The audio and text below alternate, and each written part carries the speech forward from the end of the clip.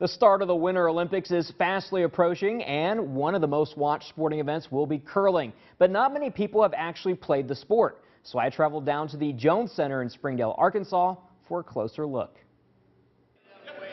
It's a sport that you watch during the Olympics but may not know a lot about. The sport is slowly growing, and because of the Olympics this year, I'll probably get a bunch more phone calls before the end of the season. On Sundays at the Jones Center in Springdale, Arkansas, you'll meet Mark Curtis and curlers of all experience levels. Well, we generally have a group of experienced curlers, and I usually end up teaching the people that show up and want to learn the sport, and we try to work them into a game later on. On this particular Sunday, Mr. Curtis would have 4 new students, including me. Oh, that was not good.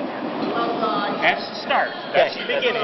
But before you can get into the match, you have to learn the basics. The sport of curling is played with 4 people on a team.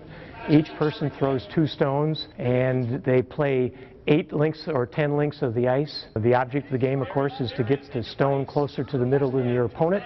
You can hit your opponent's stones out, and they can hit your stones out.